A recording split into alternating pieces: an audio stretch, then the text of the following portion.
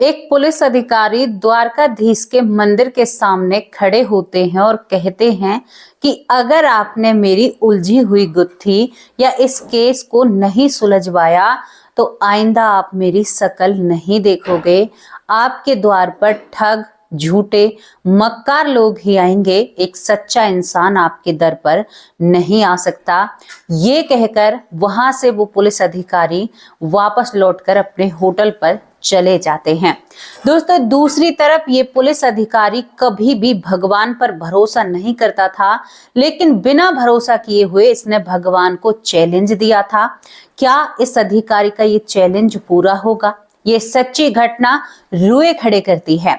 जो लोग कहते हैं कि भगवान नहीं होते, उनकी आंखें खोलती हैं। और सच में ही क्या एक पुलिस अधिकारी के कहने पर भगवान बीते 24 घंटों में, क्योंकि इस पुलिस अधिकारी ने भगवान से कहा कि अगर 24 घंटे में आपने ये उलझा हुआ केस नहीं सुलझवाया तो मेरी और आपकी जिंदगी भर की दूर दूर की राम राम हो जाएगी और मैं और आप कभी भी एक दूसरे को नहीं देख पाएंगे। देखिए, भगवान बड़े दयालु हैं, लेकिन आज एक पुलिस अधिकारी के मुख से ऐसी बातों को सुनकर, क्योंकि हम तो मानते हैं और कई बार हमने भगवान को देखा भी है, उन्होंने ही तो हमारे लिए सब कुछ किया है, लेकिन जिनके अंदर भगवान की भक्ति नहीं है, जो भगवान को नहीं मानते, आज ये कहानी, ये घटना क्या सीख देती है, बड़ा ही आनंद आएगा इस घटना को सुनकर। तो चलिए आपको इस घटना की तरफ लेकर चलते हैं बिना देरी करते हुए। कौन है वो पुलिस अधिकारी जिन्होंने भगवान को ही चैलेंज दे दिया अपने रूठ यानी अपने गुस्सेदार व्यवहार से? आप सुनोगे तो हैरान हो जाओगे। दोस्तों, आज फिलहाल में वो पुलिस अधिकारी बनारस के डीआईजी साहब हैं जिनका नाम संतोष कुमार है। संतोष कुमार जी ने अपनी घटना जब सबके सामने रखी तो सभी का दिल जीत लिया। यहाँ पर डीआईजी साहब संतोष कुमार का फोटो हम आपको साइड में दिखा रहे हैं। उन्होंने बाकायदा मीडिया के सामने ये कहानी, ये घटना प्रस्तुत की है। सोशल मीडिया में कई बार इस घटना को रखा गया है। दोस्तों, ये बड़ी दिल को सुख देने वाली और आनंदित करने वाली घटना है। तो चलिए इस घटना की तरफ चलते हैं। यहाँ पर जो डीआईजी साहब हैं, यहाँ पर बात आती है 1998 की। 1998 ये जो डीआईजी साहब होते हैं, ये बड़े ही 1998 से पहले ये बहुत ही ईमानदार हैं। इनका कहते हैं ना कि ये जिस काम को करने की ठान लेते हैं उस काम को कर कर रहते हैं। अब इनका नाम बहुत ही ज्यादा लोगों के सामने आ रहा था कि भाई फलाने जो संतोष कुमार हैं वो बहुत अच्छे ईमानदार और केस को बहुत जल्दी निपटा कर रफे दफे कर देते हैं।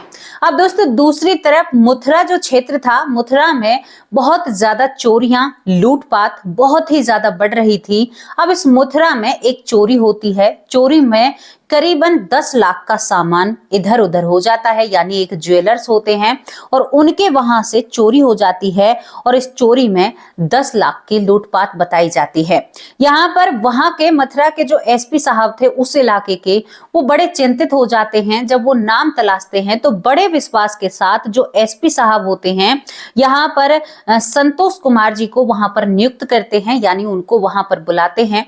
संतोष कुमार जी वहां पर जाते हैं और इस केस के मामले में ही ये वहां पर जाते हैं। अब शुरू के दिन तो संतोष कुमार जी मथुरा में जाकर उस ज्वेलर से बात करते हैं। का नाम आरके ज्वेलर्स था।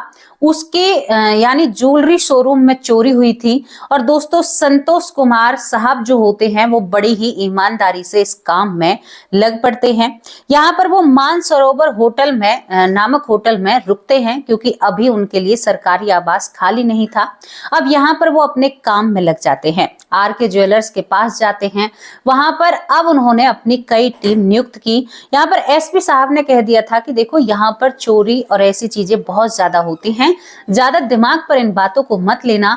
लेकिन संतोष कुमार जो थे वो अपने कार्य के प्रति बहुत ही ईमानदार और एक निष्ठावान ऑफिसर थे। उन्होंने सोचा कि चाहे कुछ भी हो जाए, मैं तो इस चीज को सॉल्व करके रहूंगा। अब 10 लाख की चोरी थी। अब यहाँ पर भाई जो संतोष कुमार जी हैं वो अपनी पूरी जी जान से कोशिश करते हैं, एक टीम गठित करते हैं और टीम के जरिए यहाँ पर दिन में 10 से 15 लूटपाट करने वाले लोगों को उठाया जाता है। एक 100 पेज का रजिस्टर तैयार किया जाता है और उसमें आप सोचकर देखिए कि उसमें सभी गुनहगारों के नाम थे। सभी को उठाकर दिन में पूछताछ की जाती, लेकिन जहां से पुलिस शुरू करती है, संतोष कुमार जी जहां से शुरू करते हैं वहीं पर कहानी खत्म होने का नाम लेती है।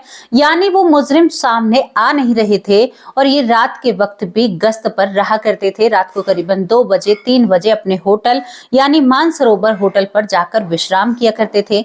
अब यहाँ पर ये बहुत ही ज्यादा भारी परेशान हो जाते हैं।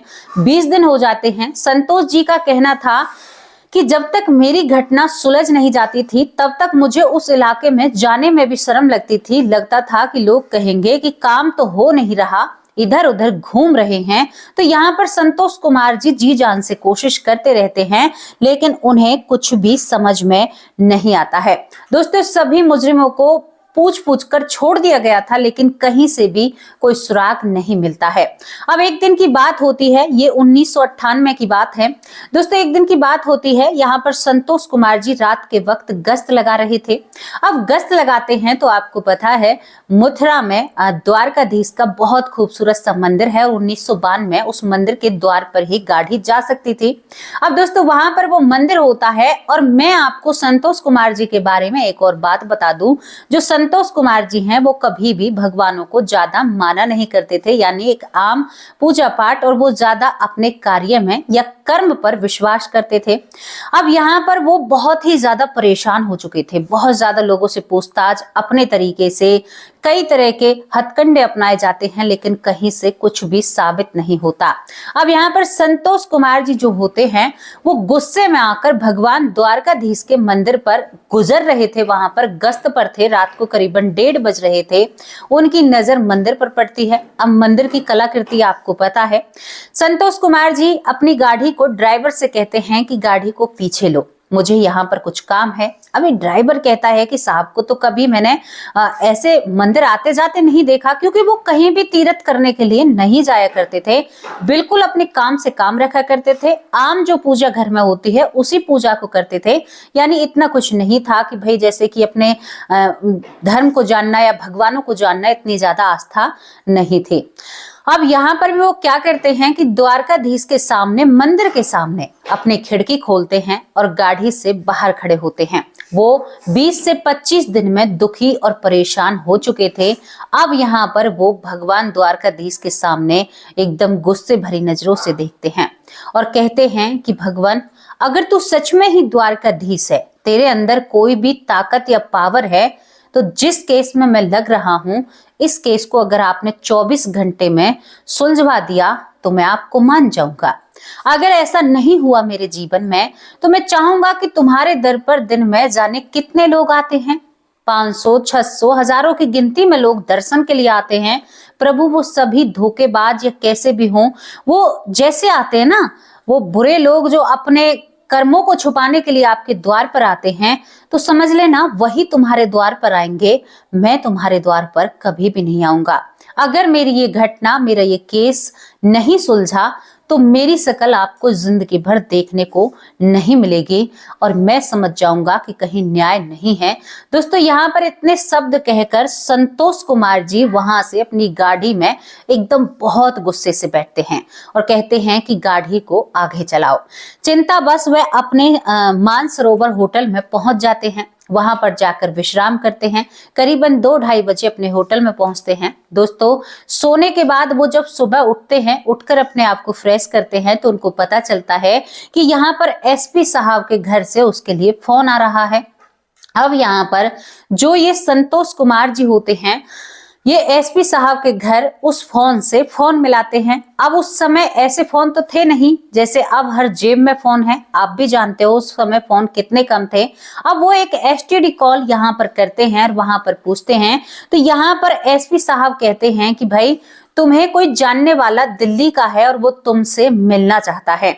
जैसे ही संतोष कुमार इस बात को सुनते हैं तो उनके मन में एक इच्छा जगती है और वो सोचते हैं कि हो ना हो ये वही व्यक्ति है जिसने चोरी की है या चोरी के बारे में मुझे कुछ खबर देना चाहता है। शायद उसके मन में ये अपने आप सवाल उत्पन्न होता है। दोस्तों वो तुरंत उस व्यक्ति के पास फोन मिलाता है, दोबारा एसटीडी में पैसे डालकर।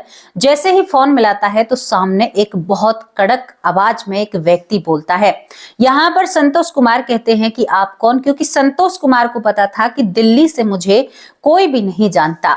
अब जैसे ही संतोष कुमार उस व्यक्ति से बातें करते हैं तो वो व्यक्ति कहता है कि मुझे जानो या ना जानो, लेकिन मुझे तुम्हें एक घटना बताती है, जो घटना चोरी की जिसमें तुम तहकीकात कर रहे हो। अब इनके पास करीबन 4 से 5 केस ऐसे थे जो चोरी के हुए थे। अब ये कहते हैं कि कौन सी वाली घटना, तो ये कहते हैं कि यहाँ पर जो आरके ज्वेलर्स वाली घटना है, उस घटना के बारे में मुझे तुम्हें कुछ बताना है। क्या तुम कुछ जानना चाहते हो? मेरे साथ कुछ ऐसा घटित हुआ है कि मैं तुम्हें बताना चाहता हूं। अगर तुम्हें कामयाबी चाहिए तो जल्द से जल्द इन बातों को सुन लो। ये कहते हैं कि तुम कौन हो भैया, तुम अपने बारे में भी तो बताओ। तो ये कहता है कि उस चोरी को करवाने में जो अहम रोल था वो मेरा ही था, यानी मैं भी उस चोरी में शामिल था। यानी बताने में रोल था, करने में ये नहीं था। इसने केवल बताया था, यानी आइडिया दिया था। और ये कहता है कि ऐसी चोरियां हम करते रहते हैं और इन चोरियों में से करीबन 50% मेरा होता है और 50% जो लोग चोरी करते हैं उनका होता है, क्योंकि आइडिया मेरा होता है। यहाँ पर जो संतोष कुमार जी हैं वो खड़े रह जाते हैं। पुलिस अधिकारी की कमाल है, बिना कुछ हाथ पैर हिलाए सब कुछ सामने आ रहा है। अब यहाँ पर ये कहते हैं कि और भी तुम बताओ क्या कहना चाहते हो, जो सामने चोर है। तो यहाँ पर संतोष कुमार जब पूछते हैं तो सामने वाला चोर कहता है कि सेठ ने कितनी चोरी के बारे में बताया है, कितना का चोरी हुई है। तो वो कहता है कि यही कोई 9.5-10 लाख की। ये कहता है कि शायद उसने गलती से नहीं बताया है, उसकी करीबन 13 से 14 लाख की चोरी हुई है। मैं आपको बता रहा हूं, और मैं आपको इसलिए बता रहा हूं क्योंकि अगर कल आप जाओगे तो आपको वहां पर कोई भी नहीं मिलेगा। दरअसल मेरे साथियों ने जिनने चोरी की है वो उनका पता मैं आपको बताना चाहता हूं, अगर आप पूछना चाहते हो। अब यहाँ पर जो साहब होते हैं, डीआईजी साहब, वो कहते हैं कि भाई पहले मुझे ये तो बता कि तुम्हारे साथ घटना क्या घटी है। तो ये व्यक्ति बताने लगता है, कहता है कि हम लोगों को भी उठाते हैं, यानी किडनैपिंग की थी हमने एक बहुत बड़े सेठ की, वहां से हमें 25-30 लाख मिले, उनकी एक गाड़ी मिली, उस गाड़ी को मैं इस्तेमाल करता हूं। लेकिन अब मेरे साथ के लोगों को पता नहीं क्या हुआ, बहुत दिन से ईमानदारी से काम कर रहे थे, लेकिन कल रात मेरे पास आते हैं। मेरे पास आने के बाद मेरे ऊपर यानी मुझे वो मारते हैं, पीटते हैं, और मुझे करीबन 1.5 लाख रुपए देकर बाकी का सारा पैसा वो यहाँ से लेकर चले गए हैं। और वो दिल्ली की एक जगह बताता है, वो कहता है कि मेरे साथ उन्होंने पहली बार ऐसा किया है। और वो यहाँ पर दिल्ली का एक बेर सराया नाम का गांव है। बेर सराया नाम के गांव में एक जट्टो नाम की महिला रहती है। जट्टो नाम की महिला के पास 4 फ्लैट है और उन फ्लैटों में से एक फ्लैट का ये एड्रेस देता है और कहता है कि जितने भी उस चोरी से जुड़े हुए सबूत हैं और जितना भी कैश और जितना भी पैसा है उन्हीं लोगों के पास आपको मिलेगा। ये पक्की जानकारी है और मैं तो यहाँ से निकल जाऊंगा क्योंकि मेरे ऊपर यहाँ पर 20,000 हरियाणा पुलिस ने यहाँ पर इनाम रख रखा है। अब मैं यहाँ से जा रहा हूँ। अगर आपको उन लोगों को पकड़ना है तो आप उन्हें पकड़ सकते हैं और आज नहीं गए तो कल वो आपको नहीं मिलेंगे। आपको रात को ही छापेमारी करनी होगी। दोस्तों यहाँ पर संतोष के पैरों तले जमीन निकल जाती है और करीबन जो उन्होंने भगवान जी को, शायद मैं कहूँ आपसे धमकी ही दी थी, जो भगवान जी से शब्द कहे थे, उन शब्दों को अभी केवल रात से 2 बजे से लगा लीजिए आप, सुबह के 10 बजे थे और 10 बजे तक इसको ये जानकारी मिल चुकी थी। वो द्वारकाधीश को मन में याद करते हैं कि भगवान क्या तुम सच में ही इतने चमत्कारिक हो, क्या आप ऐसा कर सकते हो। इसके बाद यहाँ पर ये एसपी साहब को बताते हैं। एसपी साहब इनको तुरंत आदेश देते हैं। दोस्तों यहाँ पर आरके ज्वेलर्स को यहाँ से उठाया जाता है कि भाई तुम्हारे सामने सब कुछ होगा, कहीं तुम कहने लग जाओ कि मेरा इतना था, इतना नहीं था। अब ये वहां पर उस बेर सराया नाम के गांव में पहुंचते हैं, जट्टो महिला के पास पहुंचते हैं और यहाँ पर रात को करीबन 12 या 11:30 बजे वहां पर दबिश देते हैं। दोस्तों वहां पर जब ये दबिश देते हैं तो वहां पर सभी लोग, जितने भी मुजरिम थे, वो सभी वहां पर शराब का सेवन कर रहे थे। हालांकि शराब का सेवन सेहत के लिए बहुत हानिकारक होता है, लेकिन यहाँ पर ये सभी लोग शराब का सेवन कर रहे थे और उन्हें मालूम ही नहीं था कि उनके पास पुलिस आती है और दोस्तों यहाँ पर संतोष कुमार, डीआईजी संतोष कुमार साहब ने उन सभी को रंगे हाथों पकड़ लिया था और उनके पास से 9.5 लाख रुपए यानी बाकी के पैसे उन्होंने उठा दिए थे। 9.5 लाख रुपया इस ज्वेलर्स को दिलाए जाते हैं और ज्वेलर्स यहाँ पर जो संतोष कुमार हैं उनके पैरों में गिरकर कहते हैं कि साहब आप तो बहुत ईमानदार हैं अपने कार्य के प्रति, और उन सभी को सलाखों के पीछे पहुंचाया जाता है। दोस्तों यहाँ पर डीआईजी साहब के कहने पर भगवान ने जो लीला रची थी, कमाल की बात है, जिन लोगों ने इतने दिनों से धोखा नहीं दिया उन लोगों ने पल में उसे पीट दिया और साथ छोड़ दिया। खुद मुजरिम फोन करता है कि हमने ऐसा ऐसा किया और पता बताता है। क्या ये कोई चमत्कार से कम है? वरना घूमते रहिए, कोई किसी को नहीं पता चलेगा। कमाल की बात हो जाती है। यहां से जैसे ही डीआईजी साहब संतोष कुमार को पता चलता है, वैसे ही डीआईजी साहब अपने पूरे काम को करके और तुरंत जाते हैं द्वारकाधीश, मथुरा के द्वारकाधीश में, और वहां पर जाकर भगवान के सामने नतमस्तक हो जाते हैं, रोने लगते हैं और विलाप करने लगते हैं कि भगवान आपकी ही तो माया छाया है, आपके बिना तो कहीं पत्ता भी नहीं हिल सकता। सच कहते हैं भक्त प्रहलाद, भगवान तो कन कन में है। संतोष कुमार जी कहते हैं कि मैं कभी भी इतना कुछ भगवान की तरफ मैंने ध्यान ही नहीं दिया, लेकिन जब मुझे पता चलता है तो मैं भगवान के चरणों में गिरकर रोने लगता हूं। और अब मैं कहीं पर भी किसी और मंदिर में मैं वादा करता हूं द्वारकाधीश से कि भगवान मैं कहीं किसी मंदिर में तीर्थ करूं या ना करूं, कहीं मैं किसी भगवान के दर्शन करूं या ना करूं, लेकिन मेरी जो जिंदगी बची कुची है वो आपके चरणों में समर्पित है। मैं हर रोज यानी जब भी मुझे अपनी जिंदगी में जो व्यस्त भरी, क्योंकि जनता की सेवा करना पुलिस कर्मियों का एक धर्म और कर्म होता है, वो कहते हैं कि जब भी जीवन में वक्त मिलेगा मैं आपके मंदिर के दर्शन जरूर करूंगा। दोस्तों यहाँ पर फिलहाल वो बनारस के डीआईजी साहब हैं, वो कहते हैं कि यहाँ से मैं 5 साल में दर्शन करने गया था अपनी पत्नी को लेकर। मैं वहां पर फूट फूट कर रोने लगता हूँ भगवान को देखकर और सोचने लगता हूँ कि प्रभु आप कितने करुणामय हैं, कितने दयालु हैं। और दोस्तों इस घटना में कोई भी इधर उधर से बातें नहीं ली गई हैं, ये उनका खुद का अनुभव है जो वो लोगों के सामने साझा करते हैं और ये बातें मैं आपको बता रही हूं। तो आपको ये घटना कैसी लगी? क्या आप अब भी कहेंगे कि भगवान नहीं है? क्या आप अब भी सोचेंगे कि भगवान कहीं भी नहीं है? भाई हम तो मानते हैं कि भगवान कन कन में है। ये उनके साथ वो घटना घटी थी, आप सोच कर देखिए, वरना किसी को कुछ भी पता नहीं चलता। उस इलाके में मथुरा में कई बार ऐसी वारदातें हो जाती है, लेकिन किसी का भी ज्यादातर पता नहीं चलता, क्योंकि एक बार जो चीज लुट जाती है या चोरी हो जाती है उसका बाद में कोई मालूमात नहीं होता है। ये सच्ची घटना आप लोगों के सामने रखी, इसके बारे में आप अपनी राय जरूर रखना। यहाँ पर डीआईजी साहब एक और अपनी जिंदगी का किस्सा बताते हैं जिनमें उन्होंने द्वारकाधीश की मदद ली थी एक और केस को सॉल्व करने में, और उस केस को भी वो बहुत जल्दी सुलझा लेते हैं। तो वो कहते हैं कि अब मेरा भगवान पर अटूट विश्वास है, मैं भगवान को मानता हूँ और मैं भगवान को जानता हूँ। जो व्यक्ति पहले कहता था कि हाँ ये हमारी जिंदगी की एक कार्य है जो हमें करना है, मानना जानना दूर की बात थी, लेकिन आज वो नतमस्तक है श्री द्वारकाधीश के चरणों में। तो ये घटना, ये स्टोरी आपको कैसी लगी? अपनी राय कमेंट बॉक्स में जरूर रखना दोस्तों। मुझे बहुत अच्छी लगी ये कहानी, ये घटना, तो मैंने आप लोगों के सामने रखी। मेरा मन था मेरे परिवार को भी पता चलना चाहिए। तो अब आप लोगों से मैं विदा लेती हूँ और इस घटना के बारे में अपनी राय जरूर लिखकर भेजना। शाम को हाजिर होंगे एक सच्ची और अच्छी स्टोरी के साथ। तब तक के लिए आप सभी लोगों से नमस्कार, जय हिंद, जय भारत। अपना और अपने परिवार का ख्याल रखिए, खुश रहिए, सुखी रहिए, जीवन में सुख का अनुभव कीजिए। जिंदगी एक बार मिलती है। नमस्कार।